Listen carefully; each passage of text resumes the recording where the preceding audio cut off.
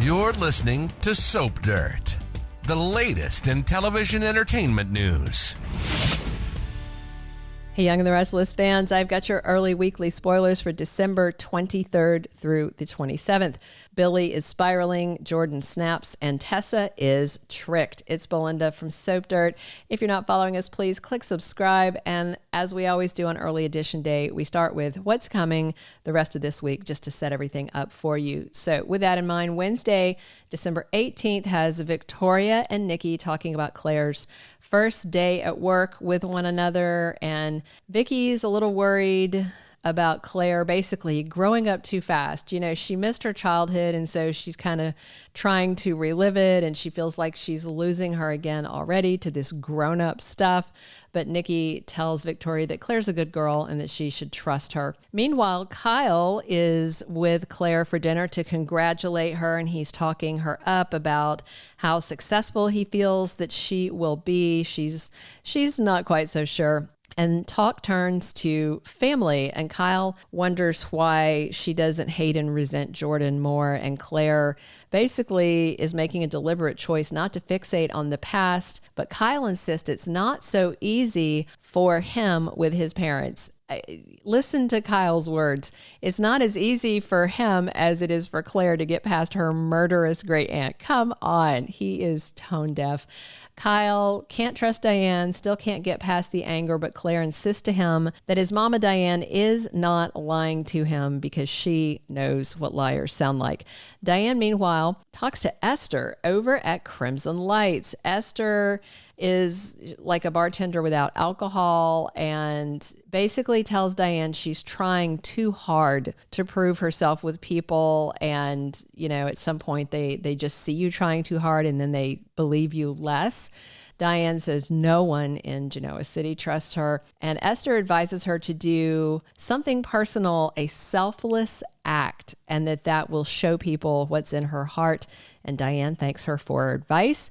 Jack and Tracy talk about holding on to the past and Billy being so upset. They talk about their mother issues with Dina abandoning them. And in that same vein, Jack is very worried about Kyle being able to forgive Diane.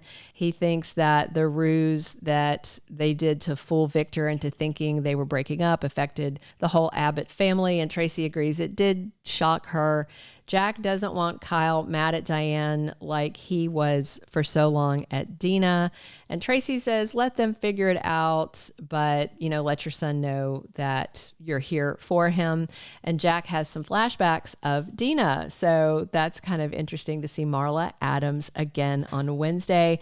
And Jack talks to Kyle later about letting go of the past and mentions his own mother issues. But Kyle insists, like he did with Claire, you know, it's different for him. Claire sees Victoria and Nikki and tells her how great things are going with Kyle and how great her life is going. That's usually when things blow up because we know Jordan is creeping back in. Thursday, December 19th, Nate and Amy talked to Private Eye Denise Tolliver about Damien. She found him in LA, and it looks like they are ready to maybe ask Denise to approach him and, you know, talk to him about coming to Genoa City to meet family. Sharon and Nick find out something shocking. Michael has the GCPD working on identifying that truck, but this may be that Sharon gets another session with Doctor Alan Laurent and hypnosis, because we are going to have some Vale Bloom scenes this week. She is back doing Heather Stevens' scenes, and probably the day of the murder. And that's why I think that Sharon's going to do more hypnosis on Thursday. So we'll watch for that. And Phyllis pivots in her revenge plotting. Now, she told Billy no. So this may or may not be about Victor. It may be about things going better for Sharon and Phyllis completely losing her crap over it. Friday, December 20th, Daniel tries to keep up appearances for his daughter, Lucy. She is, really worked up. She wants to see Sharon go down. She's very much in the same mindset as Phyllis. Daniel's beginning to understand there is more to this story, and he's trying to let it all unfurl so he can figure out what he's going to feel like when it's done. Ian wants Jordan to end Sharon's life and tells her, go play dirty. Meanwhile, Ian lures Tessa into his trap. He wants to use Tessa to get to Mariah, maybe Claire as well. And Nick is quite worried that Sharon may be at risk. He is very worried about her safety after her recovered memories alarm Nick. Going into the week of December 23rd through the 27th, by the way, I will have Christmas preemption info for you in just a second. So Diane wants to take Esther's advice about sort of a grand, selfless gesture, but what can she do? I mean, she already gave Kyle her job, and to be honest, he's a spoiled brat still. Will Diane's selfless act relate to something at Christmas? Maybe something charitable? Meanwhile, Tessa falls hook, line, and sinker for Ian's line of bull. That guy really knows how to con people. And I worry that Tessa may give too much info away about her wife and daughter and maybe Claire. Phyllis gets angrier and more unhinged when Nick amps up his protectiveness of Sharon, insisting that she is in danger and is also a victim. And those are words that are going to trigger Phyllis, who sees her as a perpetrator, not a victim. Phyllis remains convinced Sharon is a cold-blooded killer. Sharon has some hope for her future now that her memories are coming back and she sees that she didn't do quite as many awful things as she thought she did, despite what Phyllis thinks and says about her.